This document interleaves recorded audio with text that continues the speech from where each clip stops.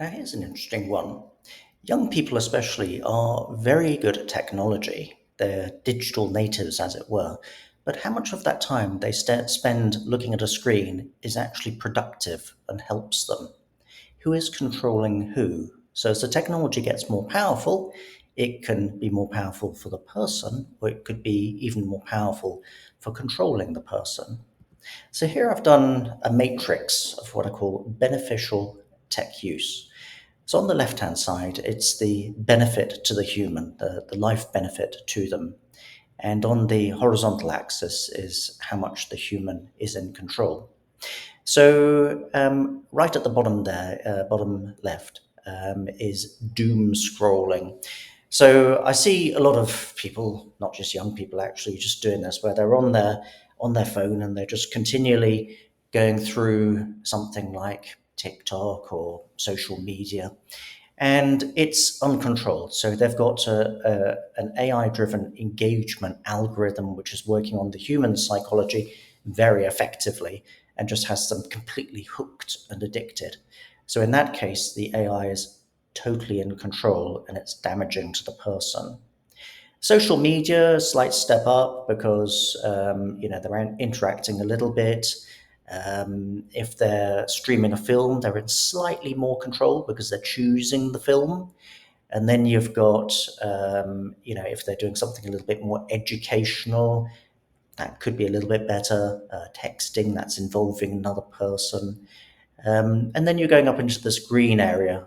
So, for example, you could be using the AI as an individual tutor, which is a very high life benefit, although it's still kind of guiding it a little bit. If you're co-piloting at work with it, that's very strong. A video chat, yep. Technology hobby as well. But then if you're up in this kind of area of content creation or controlling an AI is the way you have the highest human control and maximum life benefit. So you see, a lot of young people would say, okay, I'm on a screen a lot, I'm interacting with technology a lot, which could be good, could be bad. So it's not automatically either. This is really depends what you're doing on it. Now, for children especially, there's been some really astounding research on the damage early exposure to screen addiction causes. If a 6-year-old is playing with a phone, they're unlikely to be creating AIs. They're more likely to be doom scrolling, aren't they? So they're not in control. So they're just on the receiving end of an engagement algorithm that has actually been designed by people who, rather naughtily, are addiction specialists who are looking to addict people to these because that's the monetary method, isn't it? So the more time someone spends on it, the more advertising you can point at them, the more data you can gather. So, there's a financial motive for doing it. And us adults struggle with it, but for children, this is really damaging. So this was on the charts here, some studies on the mental damage, psychological damage done to children. So the left-hand chart here is for the ability of the person to be mentally happy. So it's the mental health index. And the higher up, obviously, the better you are. And on the horizontal axis there is the age at which someone is first given a smartphone. And you can see that, especially for girls, a 6-year-old girl is going to have obvious damage to their psychological ability and stability if they're given a phone at 6. Men, it also affects. And if you look at on the right hand, the number of people say they're distressed and struggling. So the younger you're giving the phone to a child, the more they are struggling. So a 6-year-old girl being given a phone has, something like a 74% chance of being distressed and struggling. And actually, when they compared this with the damage done psychologically to children in war zones, so exposure to, let's say, hunger, violence, extreme stress from a war zone is actually less damaging than this. So, giving a young person a smartphone is more damaging than if they were in a war zone. It's quite shocking. So, a lot of the studies coming out now, especially in the West, about mental health for young people, the numbers are staggering. So, often about half of young people have a diagnosable psychological condition, and a similar number are often taking psychiatric medicine for that.